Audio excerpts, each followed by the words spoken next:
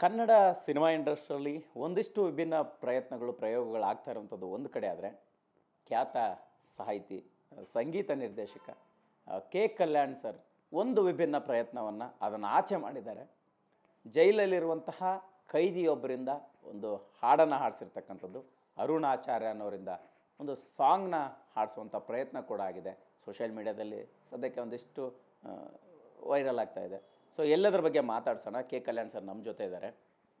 Sir, ಹೇಳ್ತಾ ಇದ್ವಿ ಒಂದಿಷ್ಟು ಪ್ರಯೋಗ ಮತ್ತು ವಿಭಿನ್ನ ಪ್ರಯತ್ನಗಳು ಆಗ್ತಾ ಇರುತ್ತೆ. ಬಟ್ ಈ ಕೈದಿಯಿಂದ ಒಂದು ಕನ್ನಡದ ಹಾಡನ್ನು ಹಾಡಿಸಿರುವಂಥದ್ದು, ಸೊ ಯಾವ ರೀತಿ ಪ್ರಯತ್ನ ಆಯಿತು, ಯಾಕಾಯಿತು ಅನ್ನೋಂಥದ್ದು, ಆ ಜೈಲಲ್ಲಿ ಹೋಗಿ ಹಾಡಿಸಿರುವಂಥ ಸನ್ನಿವೇಶ, ಎಲ್ಲಿ ಹಾಡಿಸಿದ್ರಿ, ಹೇಗೆ? ಈಗ ಪರಪನಗ್ರಹಾರ ಕಾರಾಗೃಹದಲ್ಲಿ ಸುಮಾರು ಜನ ಖೈದಿಗಳು ಅವರು ಅಲ್ಲಿ ಯಾವ ಕಾರಣಕ್ಕೆ ಅಲ್ಲಿ ಹೋಗಿರ್ತಾರೋ ಅದು ಬೇರೆ, ಬಟ್ ಅಲ್ಲಿ ಅವರ ಪ್ರತಿಭೆಗಳೆಲ್ಲವೂ ಕೂಡ ಅಲ್ಲಲ್ಲೇ ಇರುತ್ತೆ. ಇದನ್ನು ಗಮನಿಸಿದಂಥ ಚೀಫ್ ಸೂಪರ್ಡೆಂಟ್ ಆಫ್ ಡಿಪಾರ್ಟ್ಮೆಂಟನ ಚೀಫ್ ಸೂಪರ್ಡೆಂಟ್ ಅವರು ಇದನ್ನು ತುಂಬ ದಿವಸ ಗಮನಿಸಿ ಈ ಈ ವ್ಯಕ್ತಿ, ಈ ಬಂಧಿತ ವ್ಯಕ್ತಿ ತುಂಬ ಚೆನ್ನಾಗಿ ಹಾಡ್ತಾರೆ ಅನ್ನೋದನ್ನು ಅವರು ಗಮನಿಸಿ ಅವ್ರ ಮನಸ್ಸಲ್ಲಿ ಇಟ್ಕೊಂಡಿದ್ದು. ಅವ್ರು ನನಗೆ ಆತ್ಮೀಯರು. ನನಗೆ ಬಹಳ ಹಿಂದೆಯೇ ಫೋನ್ ಮಾಡಿದರು. ಅವರು ಫೋನ್ ಮಾಡಿ, ಈ ಥರ ನಮ್ಮಲ್ಲಿ ಒಂದಷ್ಟು ಪ್ರತಿಭೆಗಳಿದೆ, ನೀವು ಬಂದು ಒಂದು ಸಾರಿ ಗಮನಿಸ್ಬೋದಾ ಅಂತ. ಸರಿ, ಪರಪನಾಗ್ರಹಾರಕ್ಕೆ ಹೋಗಿ ಅಲ್ಲಿ ಒಂದಷ್ಟು ಜನ ಖೈದಿಗಳು, ಯಾರು ಬಂಧಿಗಳಿದ್ದಾರೆ, ಅವರೆಲ್ಲರೂ ಹಾಡುಗಾರಿಕೆ ಅದೆಲ್ಲ ನೋಡಿದಾಗ ತುಂಬ ಆಶ್ಚರ್ಯ ಅನ್ನಿಸ್ತು, ಅಂತ ಪ್ರತಿಭೆಗಳು ಅಂತ. ಆಗ ಅವರು ಒಂದು ರಿಕ್ವೆಸ್ಟ್ ಮಾಡಿದರು, ಇಲ್ಲ ಹೇಗಾದರೂ ಈ ಪ್ರತಿಭೆಗೆ ಒಂದು ಅವಕಾಶ ಸಿಗಬೇಕು, ಈ ಸಮಾಜದ ಮುನ್ನೆಲೆಗೆ ಬರೋ ಥರ ಏನಾದರೂ ಒಂದು ಆಗಬೇಕು ಅಂತ ಕೇಳಿದ್ರು.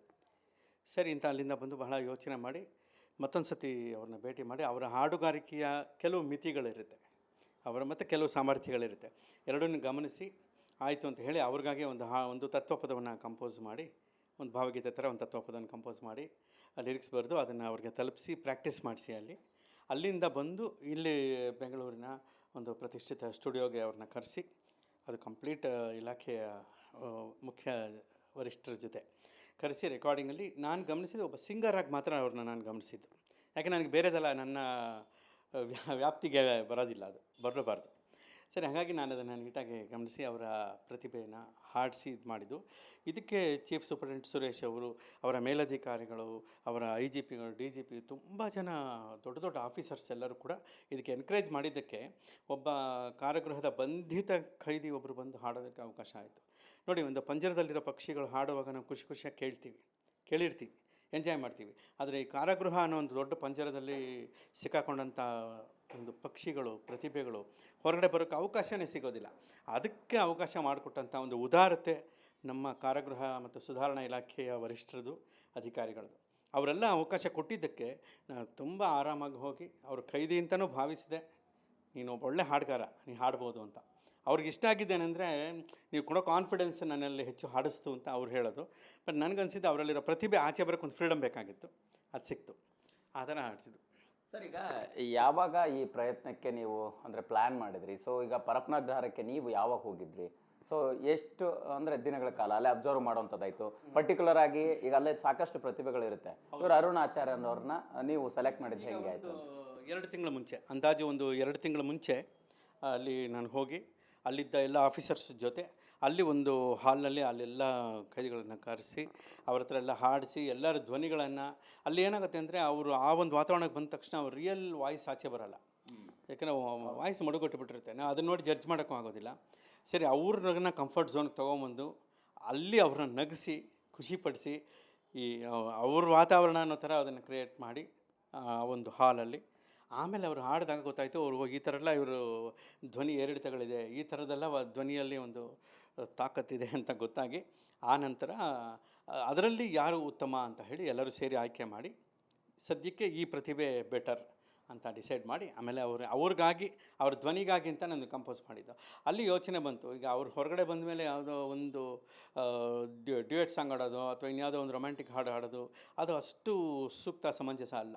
ಹಾಗಾಗಿ ಬದುಕಿನ ಜೀವನದ ನಿಜವಾದ ಸತ್ಯಗಳನ್ನು ಸರಳವಾದ ಭಾಷೆಯಲ್ಲಿ, ಆಮೇಲೆ ಅವ್ರು ಏನು ಪ್ರಾಯಶ್ಚಿತ್ತವಾಗಿರುತ್ತೋ, ಪಶ್ಚಾತ್ತಾಪವಾಗಿರುತ್ತೋ, ಜೀವನದಲ್ಲಿ ನೋಡಿರ್ತಾರೋ ಅಂಥದ್ದು ಎಲ್ರಿಗೂ ಎಲ್ಲ ಕಾಲಕ್ಕೂ ಅನ್ವಯಿಸಬೇಕು ಅನ್ನೋ ಥರ ಒಂದು ಸಾಲುಗಳನ್ನು ರೆಡಿ ಮಾಡಿ ಅದನ್ನು ರೆಡಿ ಮಾಡಿ ಒಂದು 15 ದಿವಸದಲ್ಲಿ ನಮ್ಮ ಕಳಿಸ್ಕೊಟ್ಟ ಮೇಲೆ ಅವರು ಅದನ್ನು ಪ್ರಾಕ್ಟೀಸ್ ಮಾಡಿ ಅವರು ಅದನ್ನು ನನಗೆ ಕಳಿಸ್ಕೊಟ್ರು.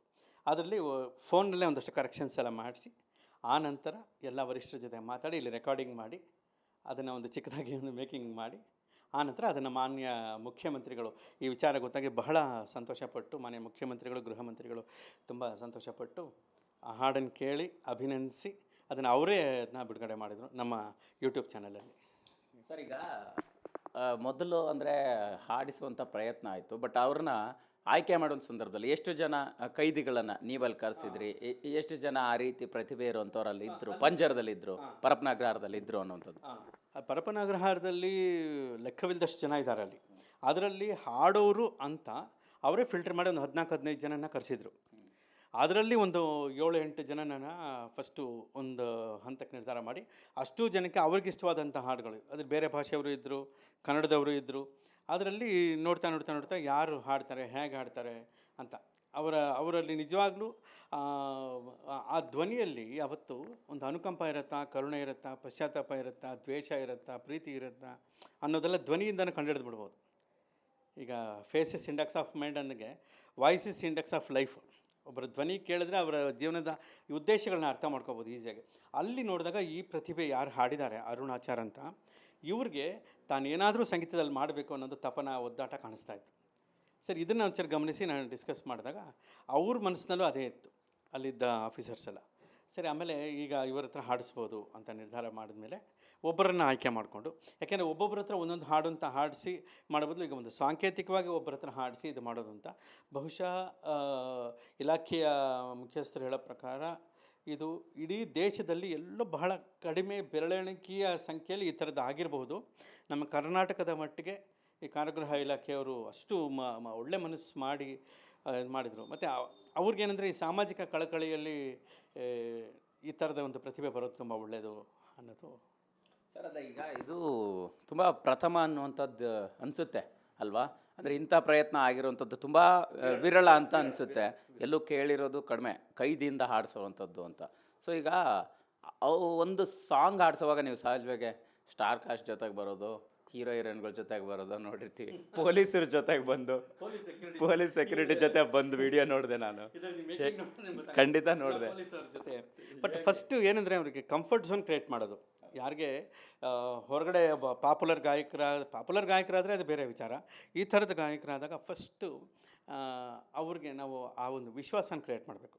ಮೈನಾಗಿ ವಿಶ್ವಾಸ ಮಾತ್ರ ಅಲ್ಲ, ಶ್ವಾಸನ ಕ್ರಿಯೇಟ್ ಮಾಡಬೇಕು. ಮೈಕ್ ಮುಂದೆ ನಿಂತ ಮೇಲೆ ಹಾಡೋ ಬದಲು 20 ನಿಮಿಷ ಅನುಲೋಮ ವಿಲೋಮ ಮಾಡಪ್ಪ ಅಂತ ಹೇಳಿದ್ದೆ ಅವ್ರಿಗೆ. ಮೈಕ್ ಮುಂದೆ ನಿಂತು ನಿಧಾನಕ್ಕೆ ಸರ್, ಕಾಫಿ ಬೇಕಾ, ಟೀ ಬೇಕಾ, ಜ್ಯೂಸ್ ಬೇಕಾ, ಅವ್ರಿಗೆ ಆ ಒಂದು ಕಂಫರ್ಟ್ ಝೋನ್ ಕ್ರಿಯೇಟ್ ಮಾಡಿ ಅವ್ರ ಮನಸ್ಸನ್ನು ನಿರಾಳ ಮಾಡಿದಾಗ ಏನಾಗುತ್ತೆ, ದೇಹದ ಎಲ್ಲ ಗ್ರಂಥಿಗಳು, ನರತಂತುಗಳು ಎಲ್ಲ ಕೆಲಸ ಮಾಡೋಕ್ಕೆ ಶುರು ಆಗುತ್ತೆ. ಆಗ ಅವ್ರು ನಿರಾಳ ಆಗ್ತಾರೆ, ಫಸ್ಟು ಆರಾಮಾಗ್ತಾರೆ. ಎಲ್ಲೋ ಕರ್ಕೊಂಬಂದರು, ನಾನೆಲ್ಲೋ ಶಿಕ್ಷೆ ಅನುಭವಿಸ್ತಾ ಇದ್ದೀನಿ, ನನಗೇನೋ ಆಗ್ತಿದೆ ಅನ್ನೋ ಆ ಗೊಂದಲಗಳು ಬಂದಾಗ ಆ ವಾಯ್ಸ್ ಮೇಲೆ ಎಫೆಕ್ಟ್ ಆಗುತ್ತೆ. ಅದು ಅದಕ್ಕೋಸ್ಕರ ಫಸ್ಟ್ ಅವ್ರನ್ನ ಕಂಫರ್ಟ್ಸ್ ಕ್ರಿಯೇಟ್ ಮಾಡಿ, ನೀವಿಲ್ಲಿ ಒಬ್ಬ ಗಾಯಕ ಅಷ್ಟೇ, ನೆಮ್ಮದಿಯಾಗಿ ಹಾಡಿ ಅಂತ ಹಂಗಂತೇಳಿ ಪೊಲೀಸ್ ಆಫೀಸರ್ಸ್ ಎಲ್ಲರ ಜೊತೆ ಸೇರಿಸಿ ಅವ್ರನ್ನ ಒಂದು ಹ್ಯೂಮರಸ್ ವಾತಾವರಣವನ್ನು ತೊಗೊಂಡು ಬಂದು, ಆ ಹ್ಯೂಮರಸ್ ಒಳಗಡೆ ಒಂದು ಗ್ಲಾಮರಸ್ ವಾತಾವರಣ ತೊಗೊಂಡು ಬಂದು ಅವ್ರಿಗೆ ಈ ಥರ ಒಂದು ಹಾಡಿಸೋ ಪ್ರಯತ್ನ ಆಗಿತ್ತು. ಅಲ್ಲಿ ಬಂದಾಗ ನೀವು ಮೈಕ್ ಮುಂದೆ ನಿಂತಿದ್ದೀರಾ, ಈಗ ನೀವು ಸಿಂಗರ್, ಈ ಹಾಡು ಬಿಟ್ಟು ಇನ್ನೇನು ಗಮನಕ್ಕೆ ಬರಬಾರ್ದು, ನೆಮ್ಮದಿಯಾಗಿ ಹಾಡಿ ಅಂತ ಆ ಥರ ಫ್ರೀಡಮ್ ಕೊಟ್ಟು ಅವ್ರಿಗೆ ಸಾಕಷ್ಟು ಸಮಯ ಕೊಟ್ಟು ಇದು ಮಾಡಿದ್ದು. ಆಮೇಲೆ ಅವ್ರು ಹಾಡುವಾಗ ತಪ್ಪುಗಳಾಗುತ್ತೆ. ಈಗ ಸಾಮಾನ್ಯವಾಗಿ ಒಬ್ಬರು ಹಾಡುವಾಗ ಈ ತಪ್ಪು ಆ ತಪ್ಪುಗಳನ್ನು ಎತ್ತಾಡುವ ಬದಲು ತಪ್ಪಿನ ಆಚೀಚೆ ಏನು ಚೆನ್ನಾಗಿತ್ತು ಅದನ್ನು ಹೈಲೈಟ್ ಮಾಡಿದಾಗ ಅವ್ರಿಗೆ ಅರ್ಥ ಆಗುತ್ತೆ, ಓ ಎಲ್ಲವೂ ನಂದು ಚೆನ್ನಾಗಿರಬೇಕು ಅಂತ. ಹಾಗಾಗಿ ಅವ್ರನ್ನ ಕಂಫರ್ಟ್ ಝೋನ್ ತೊಗೊಂಬಂದು ಹಾಡಿಸಿದ್ದಾಯಿತು. ಅವರು ಚೆನ್ನಾಗಿ ಹಾಡಿದ್ರು. ಆಮೇಲೆ ಇದಾದ ನಂತರ ಮುಖ್ಯಮಂತ್ರಿಗಳು ಇದನ್ನು ರಿಲೀಸ್ ಮಾಡುವಾಗ ಆ ವ್ಯಕ್ತಿ ಬಂದಿದ್ದರು ಅಲ್ಲಿ ವಾತಾವರಣಕ್ಕೆ. ನಾನು ಮತ್ತು ಚೀಫ್ ಸೂಪರ್ಡೆಂಟ್ ಅವರು ಇಬ್ಬರು ಕೂಡ ಅವ್ರಿಗೆ ಹೇಳಿದ್ವಿ, ಇದು ನಿಮಗೆ ಈ ಒಳ್ಳೆಯ ಸುಸಂದರ್ಭ ಅವಕಾಶ ಮಾಡಿಕೊಟ್ಟಿದೆ ನಿಮಗೆ. ನಮ್ಮ ಕರ್ನಾಟಕ ಕಾರಾಗೃಹ ಇಲಾಖೆಯ ಎಲ್ಲ ಪುಣ್ಯಾತ್ಮರು ಒಳ್ಳೆ ಮನಸ್ಸು ಮಾಡಿ ನಿಮಗೊಂದು ಅವಕಾಶ ಮಾಡಿಕೊಟ್ಟಿದ್ದಾರೆ. ಇನ್ನು ನೀವು ಹೆಚ್ಚು ಶ್ರದ್ಧೆಯಿಂದ ಇದನ್ನು ಮಾಡ್ಕೊಳ್ತಾ ಹೀಗೆ ಹೋಗಿ ನಿಮ್ಗೆ ಒಳ್ಳೆಯದು ಅಂತ ಪೂರ್ತಿ ನಡೀಬೇಕು. ಸರ್, ಈಗ ಸಹಜವಾಗಿ ಅಂದರೆ ಒಂದು ಪ್ರತಿಭೆಗೆ ಬೇರೆ ರೀತಿಯ ಅವಕಾಶ ಕೊಡಬೇಕಂತ ಕಲ್ಪನೆ ಇರುತ್ತೆ. ಸಿನಿಮಾಗೆ ಹಾಡಿಸೋವಂಥ ಪ್ರಯತ್ನ ಮಾಡ್ಬೋದು ಅಂತ ನಿಮಗೆಲ್ಲರೂ ಅನ್ನಿಸ್ತಾ ಅವ್ರನ್ನ ಸಿನಿಮಾಗೆ ಯಾಕೆ ಹಾಡಿಸ್ಲಿಲ್ಲ ಕೆ ಕಲ್ಯಾಣ್ ಸರ್? ಯಾಕೆ ಅಂದರೆ ಒಂದು ತತ್ವಪದ ಉತ್ತಮ ರಸಂಗ ಅನ್ನೋದು ಇಲ್ಲಿ ಏನಾಗುತ್ತೆ, ಒಂದು ಸಿನಿಮಾಗೆ ಹಾಡಿಸ್ಬೇಕು ಅಂತಂದಾಗ ಅದಕ್ಕೆ ಆದಂಥ ಒಂದು ಬೇಸಿಕ್ ಒಂದು ಅದರದೇ ಆದಂಥ ಒಂದು ಕಲರ್ ಬೇಕಾಗುತ್ತೆ. ಈಗ ಒಂದು ಸಿನಿಮಾಗೆ ಇಂಥ ನಾಯಕ ನಟರಿಗೆ ಇಂಥವ್ರಿಗೆ ಈ ರೀತಿ ಹಾಡಿಸ್ಬೇಕು ಅಂತ ಇರುತ್ತೆ. ಪ್ಲಸ್ ಅಲ್ಲಿ ನಿಮಗೆ 10 ಜನಗಳ ಒಪ್ಪಿಗೆಗಳು ಬೇಕಾಗುತ್ತೆ. ನಿರ್ದೇಶಕರು ಒಪ್ಕೋಬೇಕು, ನಿರ್ಮಾಪಕರು ಒಪ್ಕೋಬೇಕು, ಅದು ಎಲ್ಲ ರೀತಿಯ ಸಂದರ್ಭ ಕೂಡ ಬರಬೇಕು. ಸಿನಿಮಾ ಗ್ಲಾಮರಸ್ ಆಗಿರುತ್ತೆ. ನನಗೆ ಏನಾಗಿದೆ ಅಂದರೆ ಈ ಜಾಗದಲ್ಲಿ ಈ ಥರ ಒಬ್ಬ ಶಿಕ್ಷಾರ್ಹ ವ್ಯಕ್ತಿ, ಶಿಕ್ಷಾಬಂಧಿ, ಖೈದಿ ಇವರು ಬಂದು ಒಂದು ಸಿನಿಮಾದಲ್ಲಿ ಡ್ಯುಯೆಟ್ ಆಡಿದ್ರು ಅನ್ನೋದಕ್ಕಿಂತಲೂ ಇಲ್ಲಿದ್ದಿದ್ದು ಸ್ವತಂತ್ರ ಏನು ಅಂದರೆ ನೀವು ಏನು ಬೇಕಾದರೂ ಮ್ಯೂಸಿಕ್ ಮಾಡ್ಬೋದು, ಏನು ಬೇಕಾದ್ರೂ ಬರಿಬೋದು ಅನ್ನೋ ಸ್ವತಂತ್ರ ಇದ್ದಿದ್ದರಿಂದ ಇವ್ರು ಏನು ಹೇಳಿದ್ರೆ ಚೆನ್ನಾಗಿರುತ್ತೆ ಅನ್ನೋದನ್ನು ಮಾತ್ರ ಮನಸ್ಸಲ್ಲಿ ಇಟ್ಕೊಂಡು ಹಿಂಗೆ ಮಾಡಿದ್ದು. ಮುಂದೆ ಇವರ ಪ್ರತಿಭೆ ಜನಕ್ಕೆ ಇಷ್ಟ ಆದರೆ, ಇವ್ರ ಧ್ವನಿ ಇಷ್ಟ ಆದರೆ ಯಾರು ಬೇಕಾದರೂ ಅವ್ರಿಗೆ ಅವಕಾಶ ಕೊಟ್ಟು ಸಿನಿಮಾನ ಹಾಡಿಸ್ಬೋದು. ನನಗಂಥ ಅವಕಾಶ ಸಿಕ್ಕರೆ ನಾನು ಖಂಡಿತ ಹಾಡಿಸ್ತೀನಿ. ಬಟ್ ಈಗ ಈ ವಾತಾವರಣದಲ್ಲಿ ಬೇಕಾಗಿದ್ದಿದ್ದು ಅವರೊಬ್ಬ ಒಳ್ಳೆ ಗಾಯಕ ಅನ್ನೋದು ಜಗತ್ತಿಗೆ ಪರಿಚಯ ಆಗಬೇಕಿತ್ತು. ಅದಕ್ಕೆ ಅವ್ರು ವೇದಿಕೆ ಮಾಡಿಕೊಟ್ರು. ಸರ್ ಮತ್ತು ಫೈನಲಿ ಸದ್ಯಕ್ಕೆ ಏನು ಪ್ಲ್ಯಾನ್ಸ್ ಇದೆ, ಹೇಗೆ ನಡೀತಾ ಇದೆ ಸರ್? ಯಾವ್ಯಾವ ಸಿನಿಮಾಗಳಿಗೆ ಕೆಲಸ ಮಾಡ್ತಾಯಿದ್ರಿ? ಈಗ ಬಹುತೇಕ ಹೊಸ ಸಿನಿಮಾಗಳು ಕೆಲಸ ಮಾಡ್ತಿರೋದು, ಬಹುತೇಕ. ಅದರಲ್ಲಿ ಈಗ ಸದ್ಯದಲ್ಲಿ ಜಸ್ಟ್ ಮ್ಯಾರಿಡ್ ಒಂದು ರಿಲೀಸ್ ಆಗುತ್ತೆ ಈಗ ಇಮಿಡಿಯೇಟಾಗಿ. ಮಿಕ್ಕಿದೆಲ್ಲ ಸಂಗೀತ ನಿರ್ದೇಶನ, ಗೀತೆ ರಚನೆ, ಇದರಲ್ಲೇನೋ ಒಂದಷ್ಟು ಎಫರ್ಟ್ಗಳು ಮಾಡಿಕೊಂಡು. ಒಂದೇನೆಂದರೆ ನನ್ನ ಟೇಬಲು ನೀವು ಗಮನಿಸಿದ್ದೀರಾ, ನನ್ನ ಟೇಬಲ್ ಖಾಲಿ ಇಟ್ಕೊಳ್ಳಲ್ಲ. ಏನಾದರೂ ಒಂದು ವರ್ಕಲ್ಲಿ ಇಟ್ಕೊಂಡಿರ್ತೀನಿ. ಈ ಅವಕಾಶಗಳು ಬರೋದು ಬರದೇ ಇರೋದು ಅದೆಲ್ಲ ನನ್ನ ಡಿಪಾರ್ಟ್ಮೆಂಟ್ ಅಲ್ಲ. ಬಟ್ ಕೆಲಸ ಮಾಡೋದು ಮಾಡದೇ ಇರೋದು ನನ್ನ ಡಿಪಾರ್ಟ್ಮೆಂಟ್ ಆಗುತ್ತೆ, ನನಗೆ ಸೇರುತ್ತೆ. ಸೊ ನಾನು 24 ಗಂಟೆನೂ ಕೂಡ ಆ್ಯಕ್ಟಿವ್ ಆಗಿ, ನಾವೇ ಎಷ್ಟೊತ್ತಲ್ಲೆಲ್ಲ ಮಾತಾಡ್ತೀವಿ. ಸೊ ನನಗೆ ಫುಲ್ ಟೈಮ್ ಆಕ್ಯುಪೈಡ್ ಆಗಿರ್ತೀನಿ, ಫುಲ್ ಟೈಮ್ ಕೆಲಸ ಮಾಡ್ತಾಯಿರ್ತೀನಿ, ಆ್ಯಕ್ಟಿವ್ ಆಗಿರ್ತೀನಿ. ಅವಕಾಶಗಳು ಮತ್ತೊಂದು ಮಗದೊಂದರ ಬಗ್ಗೆ ನಾನು ತಲೆನೇ ಕೆಡಿಸ್ಕೊಳ್ಳಲ್ಲ. ಅದು ಬಂತ, ನಾನು ಯುದ್ಧಕಾಲೇ ಶಸ್ತ್ರಾಭ್ಯಾಸ ನನ್ನ ಜೀವನದಲ್ಲಿಲ್ಲ. ಎನಿ ಟೈಮ್ ನಾನು ರೆಡಿ ಕೆಲಸ ಮಾಡ್ತಾಯಿರ್ತೀನಿ. ಬಟ್ ಆ ಕೆಲಸನ ಎಂಜಾಯ್ ಮಾಡ್ತೀನಿ. ಕೆಲಸದಿಂದ ನಾಲ್ಕು ಜನಕ್ಕೆ ಖುಷಿ ಕೊಡೋ ಪ್ರಯತ್ನ ಮಾಡ್ತಾ ಇರ್ತೀನಿ. ಅಷ್ಟೇ ಆ್ಯಕ್ಟಿವಾಗಿ ಹೋಗ್ತಾ ಇರ್ತೀನಿ. ಸರ್, ಈಗ ಸದ್ಯಕ್ಕಿರುವಂಥ ಕನ್ನಡ ಚಿತ್ರೋದ್ಯಮದ ಪರಿಸ್ಥಿತಿ, ಸೊ ನಿಮ್ಮ ವೃತ್ತಿ ಬದುಕಲ್ಲಿ ಏನು ಚೇಂಜ್ ಮಾಡಿದೆ, ಏನು ಚಾಲೆಂಜನ್ನು ಕೊಡ್ತಾ ಇದೆ ಅನ್ನೋಂಥದ್ದು ಸರ್? ನಾನು ನನ್ನ 17ನೇ ವಯಸ್ಸಿಗೆ ಚಿತ್ರರಂಗಕ್ಕೆ ಬಂದಿದ್ದು. ನಾನು ಬಂದಾಗಿದ್ದ ವಾತಾವರಣ ಪರಿಸ್ಥಿತಿ ಪ್ರತಿ 3 ವರ್ಷ 4 ವರ್ಷಕ್ಕೊಂದು ಸತಿ ಅದರ ಪೊರೆಗಳೆಲ್ಲ ಕಳಚಿಕೊಂಡು ಬೇರೆ ಬೇರೆ ಮಜಲುಗಳಲ್ಲಿ ತೆರ್ಕೋತಾನೆ ಇದೆ. ಅದಾಗ್ತಾನೇ ಇರುತ್ತೆ. ಆಮೇಲೆ ನಾನು ಸ್ಟಡಿ ಮಾಡಿದಾಗ ಚಿತ್ರರಂಗದ ಒಟ್ಟು ಅವಲೋಕನ 75-80 ವರ್ಷ ಹಿಂದಿನಿಂದನೂ ಅದನ್ನು ಓದ್ಕೊಂಡು ಬಂದಾಗ ಎಲ್ಲ ಕಾಲಮಾನಗಳು ಎಲ್ಲವೂ ಪರಿವರ್ತನೆಗಳು, ಬದಲಾವಣೆಗಳು ಆಗ್ತಾನೇ ಇದೆ. ಇದು ಆಗ್ತಾನೇ ಇರುತ್ತೆ. ಬಟ್ ಎಲ್ಲ ಕಾಲಕ್ಕೂ ನಾವು ಸಲ್ಲಬೇಕು ಅಂದರೆ ಒಂದೇ ಒಂದು, ನಾವು ನಮ್ಮ ಕೆಲಸವನ್ನು ತುಂಬ ನಿಷ್ಠೆ, ಪ್ರಾಮಾಣಿಕತೆಯಿಂದ, ಪ್ರೀತಿಯಿಂದ ಮಾಡಬೇಕು. ಆವಾಗ ನಾವು ಎಲ್ಲ ಕಾಲಕ್ಕೂ ಸಲ್ತೀವಿ. ಇಲ್ಲಾಂದರೆ ಬಂದು 3 ವರ್ಷಕ್ಕೆ ಮಾಯ ಆಗಿಬಿಡ್ತೀವಿ, 2 ವರ್ಷದಲ್ಲಿ ಮಾಯ ಆಗಿಬಿಡ್ತೀವಿ. ಬಟ್ ನಾವು ಇಲ್ಲಿ ನಾವು ಬದುಕಿರುವಷ್ಟು ಕಾಲವೂ ಕೂಡ ನಾವು ಜನಗಳ ಮನಸ್ಸಲ್ಲಿ ಉಳಿಬೇಕು ಅಂತಂದರೆ ನಾವು ಯಾವುದೇ ವಾತಾವರಣ ಚೇಂಜ್ ಆಗಲಿ, ಚಿತ್ರರಂಗದ ಪರಿಸ್ಥಿತಿಗಳು ಬದಲಾಗಲಿ, ನಾವು ಮತ್ತು ನಮ್ಮ ಮನಸ್ಥಿತಿಗಳನ್ನ ಬದಲಾಯಿಸ್ಕೊಳ್ಳದೆ ಚೆನ್ನಾಗಿ ಕೆಲಸ ಮಾಡ್ಕೊಂಡು ಹೋಗಬೇಕು, ಆ್ಯಕ್ಟಿವ್ ಆಗಿರಬೇಕು, ಪಾಸಿಟಿವ್ ಆಗಿರಬೇಕು, ಜನಗಳಿಗೆ ಯಾವಾಗಲೂ ಒಂದು ಸಂತೋಷವನ್ನು ಕೊಡಬೇಕು ಅಷ್ಟೇ. ಆಮೇಲೆ ಒಂದು ನನ್ನ ವಾತಾವರಣದಲ್ಲಿ ಯಾವತ್ತೂ ಯಾವುದೇ ನೆಗೆಟಿವ್ ಸುದ್ದಿಗಳನ್ನು ನಾನು ಮಾತಾಡಲ್ಲ, ಮಾತಾಡೋಕ್ಕೊಬ್ಬರನ್ನ ಅಲೋನೂ ಮಾಡೋದಿಲ್ಲ, ನೆಗೆಟಿವ್ ಆಗಿ ಚಿಂತನೆಯೂ ಮಾಡೋದಿಲ್ಲ. ಇರೋದೇ ಬಿ ಪಾಸಿಟಿವ್, ಹೋಗ್ತಾ ಇರಬೇಕು ಮುಂದೆ ಅನ್ನೋದಷ್ಟೇ. ನಿಮಗೆ ಗೊತ್ತಿದೆ. ಹಾಗೆ ಹೋಗೋದ್ರಿಂದ ಏನಾಗುತ್ತೆ, ಪರಿಸ್ಥಿತಿಗಳು ಇವತ್ತು ಬದಲಾಗಿದೆ. ಚಿತ್ರರಂಗದಲ್ಲಿ ಸಿನಿಮಾಗಳು ಕೆಲವು ಹಿಟ್ಟಾಗುತ್ತೆ, ಫ್ಲಾಪ್ ಆಗುತ್ತೆ. ಇದೆಲ್ಲ ಕಾಲದಲ್ಲಿ ಇದ್ದಿದೆ. ಈಗ ಒಂದು ವರ್ಷದಲ್ಲಿ 50 ಸಿನಿಮಾ ರಿಲೀಸ್ ಆಗಿ 50 ಹಿಟ್ಟಾದ ಉದಾಹರಣೆ ಯಾವತ್ತೂ ಇಲ್ಲವೇ ಇಲ್ಲ. ಒಂದು ವರ್ಷದಲ್ಲಿ 400 ಸಿನಿಮಾ ರಿಲೀಸ್ ಆಗಿ 400 ಹಿಟ್ಟಾದ ಉದಾಹರಣೆಗಳೆಲ್ಲೂ ಇಲ್ಲ. But end of the day ಎಲ್ಲರೂ ಮಾಡುವುದು ಹಿಟ್ ಮತ್ತು ಹಿಟ್ಟಿಗಾಗಿ, HIT ಹಿಟ್ ಮತ್ತು ಹಿಟ್ಟಿಗಾಗಿ ಎಲ್ಲರೂ. ಆ ಹಿಟ್ ಮತ್ತು ಹಿಟ್ಟಿಗಾಗಿ ಮಧ್ಯದಲ್ಲಿ ನಾವು ಹೇಗೆ ಹೋಗ್ತೀವಿ, ಹೇಗೆ ಟ್ರಾವೆಲ್ ಮಾಡ್ತೀವಿ ಅನ್ನೋದು ಇಂಪಾರ್ಟೆಂಟ್ ಆಗುತ್ತೆ. ಬಟ್ ನನ್ನ ಪ್ರಕಾರ ಈ ಕ್ಷಣವೂ ಪಾಸಿಟಿವ್ ಆಗಿದೆ, ನಾಳೆನೂ ಆಗುತ್ತೆ. ನಾಳೆ ಖಂಡಿತ ಸಿನಿಮಾಗಳ ಯಶಸ್ವಿ ಆಗೋ ಸಿನಿಮಾಗಳ ಸಂಖ್ಯೆ ಜಾಸ್ತಿ ಆಗುತ್ತೆ. ಇನ್ನೂ ಹೆಚ್ಚೆಚ್ಚು ಉದಯೋನ್ಮುಖ ಕಲಾವಿದರು ಹೆಚ್ಚುತ್ತಾರೆ. ಈ ಸೂಪರ್ ಸ್ಟಾರ್ಸ್ ಆಲ್ರೆಡಿ ಪ್ರಜ್ವಲಿಸ್ತಿರೋವ್ರಿಗೂ ಸಿನಿಮಾಗಳು ಸಿಕ್ಕಿ ಹೊಸಬ್ರೂ ಮೇಲೆ ಬಂದು ಇನ್ನೂ ಒಳ್ಳೊಳ್ಳೆದಾಗುತ್ತೆ. ಒಂದೇ ಒಂದು ನನಗೆ ಇರೋ ಒಂದು ನನ್ನಲ್ಲಿರೋದು ಕಳಕಳಿ ಏನಂತಂದರೆ, ಪ್ರತಿ ಸಿನಿಮಾದಲ್ಲೂ ಒಂದಾದರೂ ಹಾಡು ಸೂಪರ್ ಹಿಟ್ ಆಗ್ತಾ ಇರಲಿ ಅನ್ನೋದು ನನ್ನ ಆಶಯ. ಯಾಕೆಂದರೆ ನಾನು ಬಂದ ಹೊಸದ್ರಲ್ಲಿ ಯಾವ ಸಿನಿಮಾ ನೋಡಿದ್ರೆ ಅಲ್ಲೊಂದು ಹಿಟ್ ಸಾಂಗ್ ಇರ್ತಿತ್ತು.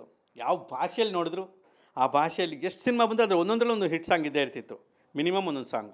ಕೆಲವುದೆಲ್ಲ ಫುಲ್ ಸಾಂಗ್ಸೇ ಹಿಟ್. ಬಟ್ ಈಗ ಆ ಥರ ಎಷ್ಟು ಸಿನಿಮಾ ಬಂದಿದೆಯೋ ಒಂದೊಂದಲ್ಲೂ ಒಂದೊಂದಾದರೂ ಹಿಟ್ ಸಾಂಗ್ಸ್ ಬರಲಿ ಅನ್ನೋದು ನನ್ನ ಒಂದು ಆಶಯ ಮತ್ತು ಅಭಿಲಾಷೆ. ಸರ್, ಈಗ 3500ಕ್ಕೆ ಹೆಚ್ಚು ಹಾಡುಗಳನ್ನು ಬರೆದಿದ್ದೀರಿ, 50ಕ್ಕೆ ಹೆಚ್ಚು ಸಿನಿಮಾಗಳಿಗೆ ಸಂಗೀತ ನೀಡಿದಿರಿ. ಸೊ ಇದೆಲ್ಲದರ ಜೊತೆಗೆ ಇತ್ತೀಚೆಗೆ ಹಂಸಲೇಖ ಸರ್ ಒಂದು ಡೈರೆಕ್ಷನ್ ಕೂಡ ಮಾಡ್ತಾ ಇದ್ದಾರೆ ಸಿನಿಮಾಗೆ, ಓಕೆ ಅನ್ನೋಂಥ ಸಿನಿಮಾನ. ನೀವು ಅವ್ರ ಗಾಡಿಲೇ ಬಂದವರು. ಸೊ ಅವ್ರ ಡೈರೆಕ್ಷನ್ ಬಗ್ಗೆ ನಿಮಗಿರೋಂಥ ಕೂತಲ್ಲ, ಜೊತೆ ನೀವು ಡೈರೆಕ್ಷನ್ ಮಾಡೋಂಥ ಪ್ಲ್ಯಾನ್ಸು ಏನಿದೆಯಾ? ಈಗ ನನ್ನ ಗುರುಗಳು ಹಂಸಲೇಖ ಸರ್ ನಿರ್ದೇಶನ ಮಾಡ್ತಿರೋದು ಅದು ತುಂಬ ಖುಷಿ ಕೊಡೋ ವಿಚಾರ, ತುಂಬ ಸಂತೋಷ ಪಡೋ ವಿಚಾರ. ಅವ್ರು ಯಾವತ್ತೋ ಮಾಡಬೇಕಾಗಿತ್ತು. ಅವರು ಎಷ್ಟೋ ಸಿನಿಮಾಗಳಿಗೆ ಇಂಡೈರೆಕ್ಷನ್ ಮಾಡಿದ್ದಾರೆ ಅವರು. ಮುಂದೆ ಒಂದು ಆ್ಯಕ್ಷನ್ ಕಟ್ ಹೇಳದೆ ಹೋದರೂ ಕೂಡ ಇವರ ನಿರ್ದೇಶನದ ಪರಿಕಲ್ಪನೆಗಳು ಎಷ್ಟೋ ಸಿನಿಮಾಗಳಲ್ಲಿ ಬಂದೋಗಿದೆ, ಅವರ ಸಂಗೀತ ನಿರ್ದೇಶನ ಸಿನಿಮಾಗಳಲ್ಲಿ. ಇದು ಅಫಿಷಿಯಲಾಗಿ ಸಿನಿಮಾ ಮಾಡ್ತಿದ್ದಾರೆ. ಓಕೆ, ಸಿನಿಮಾ ಸೂಪರ್ ಹಿಟ್ ಆಗಬೇಕು. ಅದು ನಮ್ಮ ಗುರುಗಳು ಅಂದ್ಕೊಂಡ ಕಾನ್ಸೆಪ್ಟು, ಉದ್ದೇಶ ಎಲ್ಲರಿಗೂ ತಲುಪಬೇಕು ಅನ್ನೋದು ನನ್ನ ಒಂದು ಪ್ರಾರ್ಥನೆ. ಜೊತೆಗೆ ಇನ್ನು ನಂದು ನೋಡೋಣ, ಅದು ಕಾಲ ನಿರ್ಧರಿಸುತ್ತೆ. ಈಗ ಸದ್ಯಕ್ಕಂತೂ ನನಗೆ ಒಂದು ಸುಮಾರು ಕೆಲಸಗಳಲ್ಲಿ ತೊಡಗಿಸ್ಕೋತಾ ಇದ್ದೀನಿ, ಸುಮಾರು ಒಂದು ಆ್ಯಕ್ಟಿವಿಟೀಸ್ ಇದೆ. ಹಾಗಾಗಿ ಯಾವ ಟೈಮ್ ನಮ್ಮನ್ನು ಕರ್ಕೊಂಡೋಗುತ್ತೆ ಅಂತ ನೋಡೋಣ. ಬಟ್ ಗೋ ವಿತ್ ಫ್ಲೋ ಅಂತ. Thank you sir. Thank you, ನಮಸ್ಕಾರ.